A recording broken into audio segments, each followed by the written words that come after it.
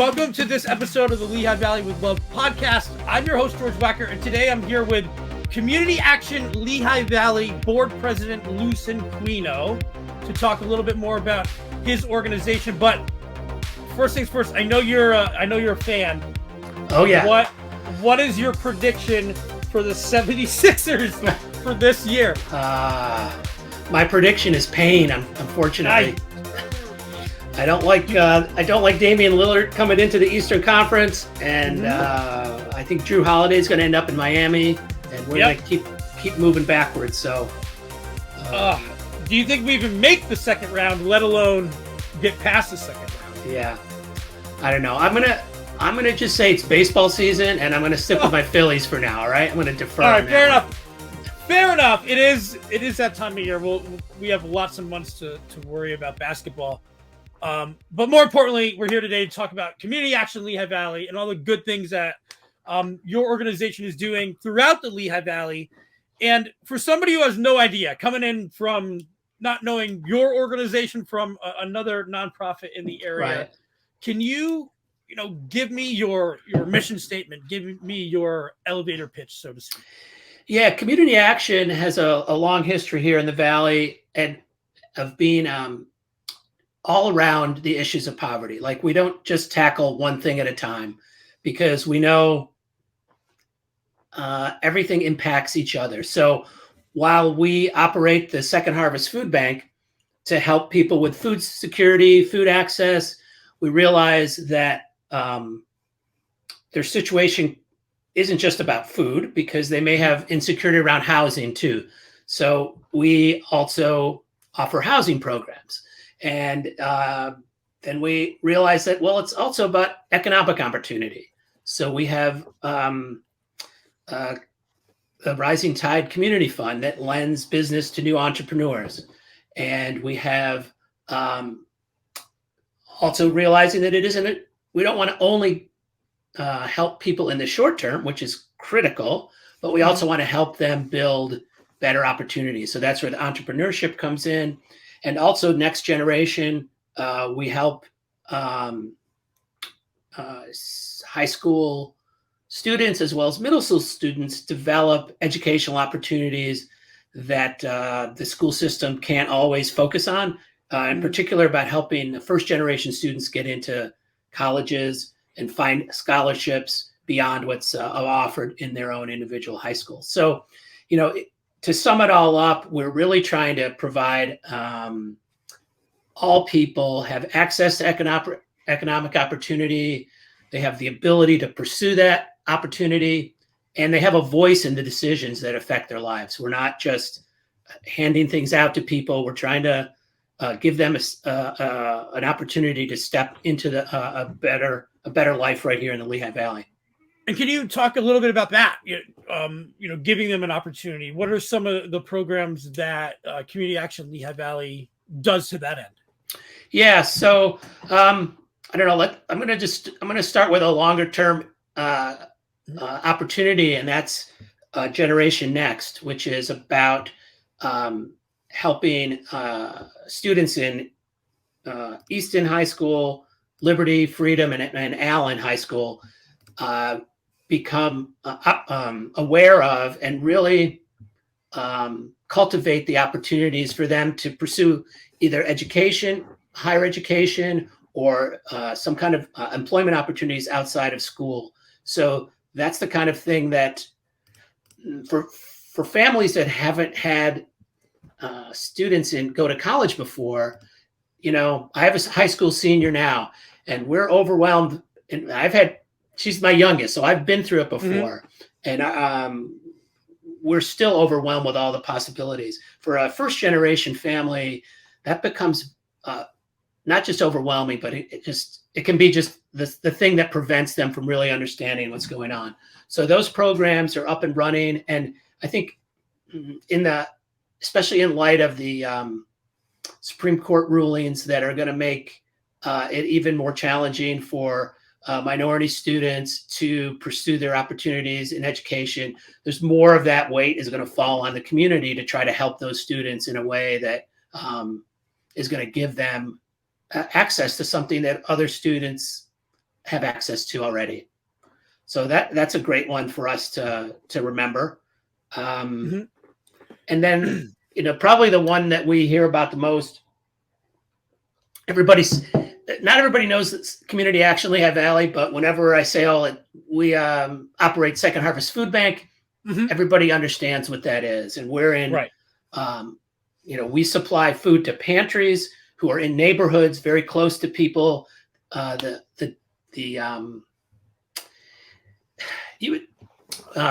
the pandemic hit, of course, there was a lot of uncertainty, and the need for food went up. But the thing that's the most shocking to me is, since the pandemic, the height of the pandemic, the need, the amount of food and meals we delivered has actually doubled in the 2 years since the pandemic. So it's incredible. We're serving or supplying food that's the equivalent of over 1 million meals a year.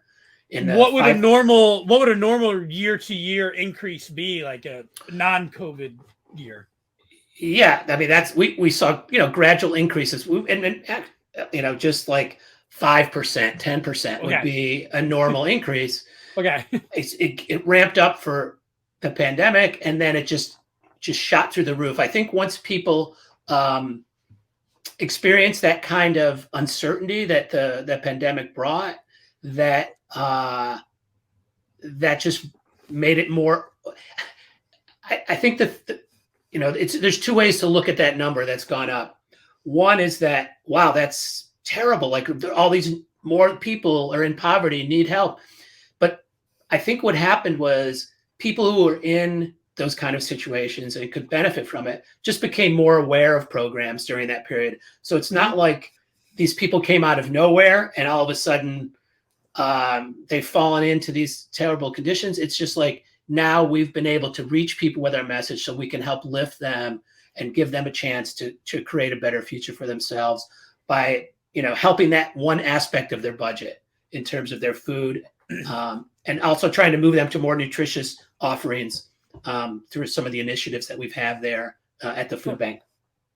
And, something that I guess is, I don't want to say taken for granted when it comes just to the knowledge of Community Action Lehigh Valley and like how it's funded. I was reading the history on this page. I'm not going to have everybody, read it on screen, but just so that people kind of have a sense of where is the funding coming from that goes, where does it come from for Community Action? Yeah, it comes from many sources. There's a big piece of it that's a federal grant that it was kind of founded, I guess, a little bit before my time, but during coming out of the Kennedy administration, and as a anti-poverty program throughout the country. Our version of this really became like a model across the country, and it's one of the more complex and widely varied programs of any of these that operate in the United States, because of the range of things that we're dealing with. Like, you have a screen up there. We offer economic development in both of the cities, both Allentown and Bethlehem. There's home programs to help people buy affordable housing. There's rental assistance programs for affordable rent. We talked about Generation X. There's racial and ethnic justice component. And in addition to the Second Harvest Food Bank, there's the students that we're helping. The other probably big program that people have heard of is 6th Street Shelter, which operates transitional housing in Allentown. And that's one that has, unfortunately, that need is never going to go away for people who are in between trying to get out of unsafe situations and keep their families together. That's an important aspect, where there's other kinds of shelters that separate women and children and men, so families end up being separated. And our strategy has been to try to keep the families together and offer them an apartment, and then help them, coach them in ways to help them be on their own with money management, life skills, and then assist them to try to find housing that's more permanent. So Right. there's a big federal element. We started the question off with. There's state funding. There's a lot of wonderful, generous donors here within the Lehigh Valley. So it's really a wide variety of people and that support it. It's a very grassroots funded organization. Yeah, and I think too, when you're talking about donations going to, I don't want to name any organizations, but maybe some national ones that Sure. You might be donating to them. You're not quite sure where that money is going. With this, it's in your backyard, literally down the street. Yeah. In instances. Yeah, absolutely. Yeah, we're all about the Lehigh Valley and surrounding communities. We also have a big program in the Slate Belt for your listeners up there that really focuses on economic development and trying to build some networking opportunities for businesses in the Slate Belt, as well as we do our housing programs operate there, and of course the food bank operates there as well. So we're very close to home. Yeah, and you talked about the need doubling during COVID, but as COVID came, and I don't want to say gone, but we went through that period, and with all the technological advancements, do you find this period of time maybe a good time, at least in getting the word out and being able to reach as many people as you can? Well, I'm sure that's true. I think that's part of what I was talking about before, that the need that was demonstrated through COVID, and so much was shared. People were, in a way, more connected, electronically during that period, because we were all home and we were all relying on those media. So I think we were able to spread our message, and now people know more about the food bank in that case. So there became more people who said, wow, that's something that could really help my family. And so now I may not have understood that was available to me, or I didn't realize how much of an impact that could have to help me and my kids have nutritious meals.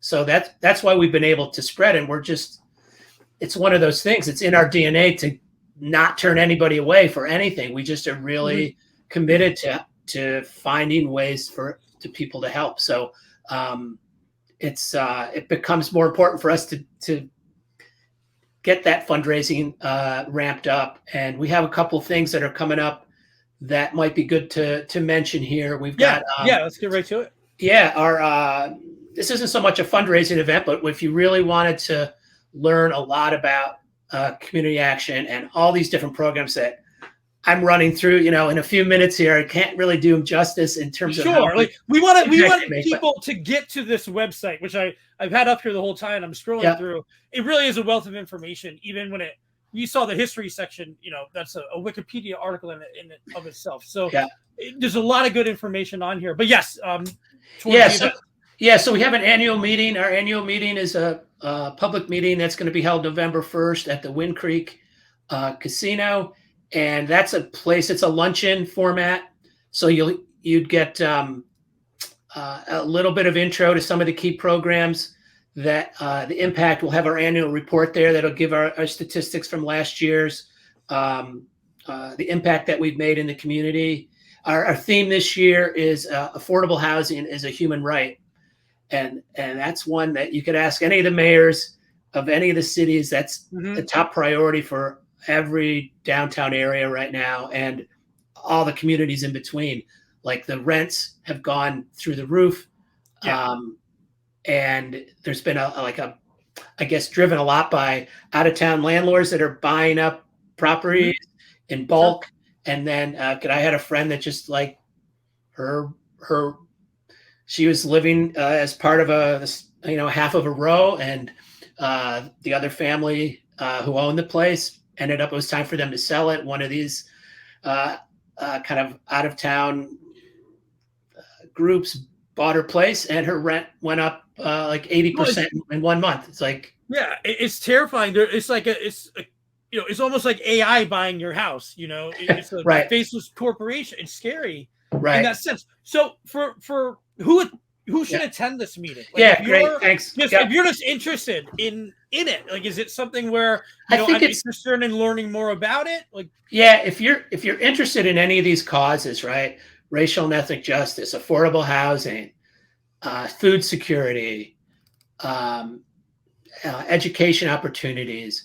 This is a place to not only hear directly from these programs, but also to meet people. Right? right, There's going to be hundreds of people at this event, and they are leaders in organizations. Like I think I also want to be make sure I make the point that we work with partners throughout the Lehigh Valley. It's not like mm-hmm, we've got a staff of about 100, so right, we're a substantial size, but the work we do is so much of it is collaboration through other mm-hmm, nonprofits that work, in the neighborhoods, organizations that, you've heard of. We fund or we partner on programs delivery. So you will, it's a chance to meet people really and get that next level of detail. And through that, you may find a way that you want to get involved. And it's a fantastic way to just see it all in one place, well, meet people. let's talk about that too. When you talk about getting involved, maybe I'm not the person who's going to go to this event, but Sure. I'll roll my sleeves up and do something. What other opportunities are available for that? Yeah, volunteering is a critical part of what we do in the community. Everyone that we can get in and help us spread the message and do some of the work here extends what we can do with our paid staff. Probably the biggest, most well-known volunteer opportunity is through Second Harvest Food Bank. That would be a big portion is groups that are organized. Say it's your if somebody's out there in an office that is looking to like do something together than just rather than just go to a happy hour and hang out, and they want to do something together, they can get a small group together, take a shift packing boxes at the food bank. It's a very satisfying group activity. You get to see, start with something that's just kind of unorganized, finish with a finished product that's organized so that people can come and take their box of food. And it's a very satisfying way to be with your friends and your work colleagues, as well as make a direct impact in how far we can extend the reach of our resources. That's a great one. Yeah, I'm looking through. This is so well maintained too. Like it has everything here. Yeah, they're really our lifeblood. So there's plenty of opportunities there. We really cherish the volunteer effort, and we have a volunteer coordinator that can really, match you up with opportunities that suit you. So that's one. The Seed Farm is another program that we merged with the Seed Farm, which is a working farm outside of Emmaus. That is the place where new farmers go to learn organic techniques and farming techniques that are going to supply our Lehigh Valley with food for the next generations. So it's a very integral piece to the whole food system here. And coincidentally, we have our big fundraising dinner is coming up on October 15th. So that's a beautiful farm to table dinner that's out on the farm. It's an incredible piece of property. That is, this is the ideal time to be out on the farm. Everything is kind of lush, and it's those fall sunsets around here where you have it's perfect. It's like the best. Yeah, it's the best time of the year. Yeah, and if there's any way for someone to get out there and join us for that, they will not be disappointed. They'll learn a lot more about the farming system here in the Lehigh Valley, which is, of course, dominated by big, huge farms that concentrate on certain commodities. What we're helping to train primarily at this level is more market gardeners, who are the people you would see at your local farmers market. Okay. And a lot of our graduates have gone on to, either get their own land or work land that is available from families who are no longer farming, and they didn't have anybody to kind of, the next generation in their family was not interested in farming. So there is land here to farm, but people need to know how to do it because that system of passing down farming from generation to generation is just not, the model that we see as much anymore. Sure. So that's essentially a program where I can learn how to do exactly that. Like how Exactly. long is that? Yeah, that's and it gives you a chance to have a small piece of land to do it on, right? That's even more important in some ways because that's the part that when you're really getting started, you can't that's so neat. commit to like a big piece of land to farm, and we'll have there the equipment that you need. We'll have farmer mentors that are there for training.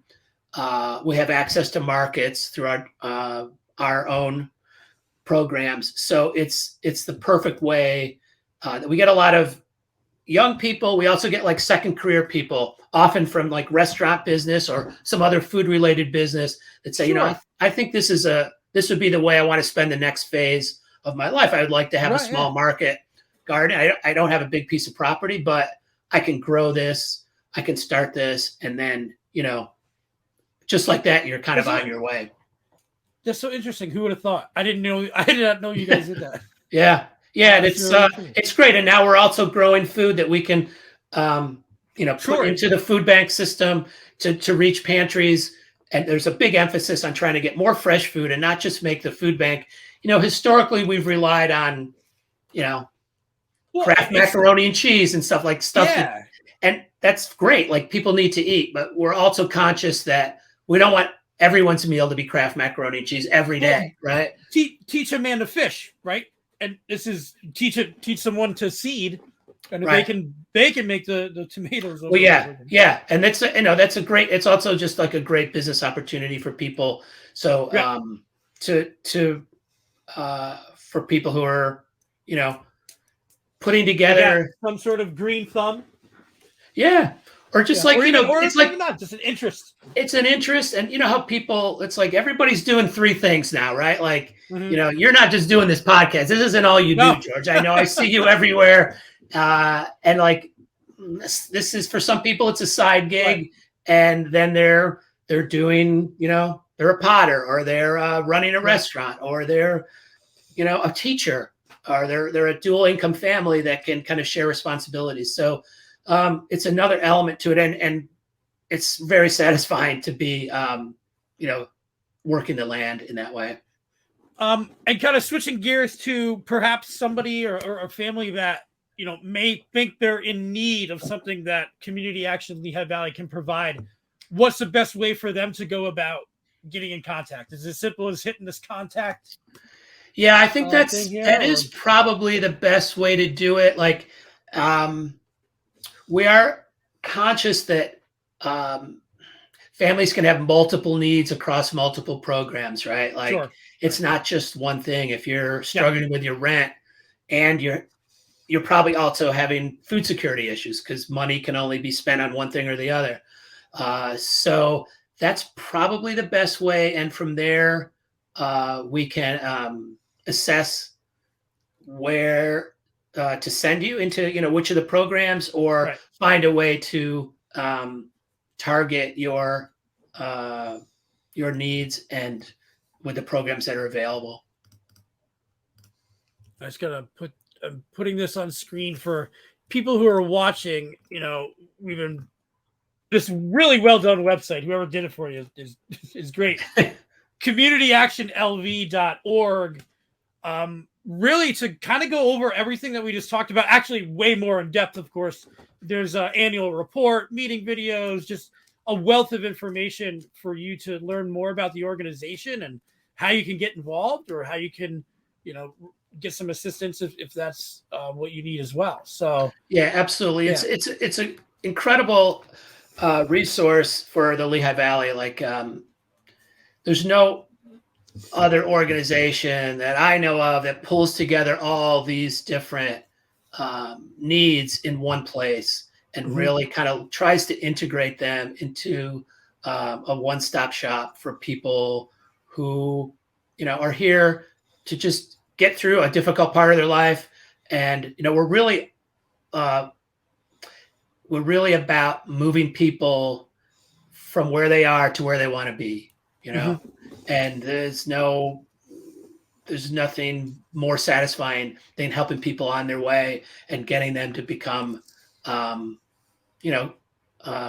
successful in ways that can make the Valley even stronger. Every time it's a very common occurrence for me to be working on a program with leaders who are like planning something, and it comes out like, oh, well, you know what? When I was growing up, my family went to the food bank. Sure. My family was through the 6th Street shelter. I meet people like that every day who are now part of, the business community. They're part of the nonprofit leadership in our organization and other organizations that use that point. Their parents were savvy enough to use that resource to help move them along and establish a better future for their kids, and just a more comfortable day-to-day today. So I encourage anybody to find us and see how we can help. And drop a note. I mean, first things first, if you're looking for something to do, hit up the events calendar. You talked about October 15th for the annual that's the dinner. Seed Farm. That's the Seed Farm dinner. That's a great evening. And then November 1st is the annual meeting luncheon. That's right. Yeah. Right. So 2 great events if you want to dip your toe in or go in all the way. It's a great time to start doing that and to get involved. And Lou, I thank you for coming on. I appreciate it, George. I learned a lot today, and That's even though good. I was going over the website and reading more. I run into you guys when I'm out. Yeah. You guys are always in the community doing great stuff, and that is that's awesome to see. Absolutely. Well, it's great to be on, George.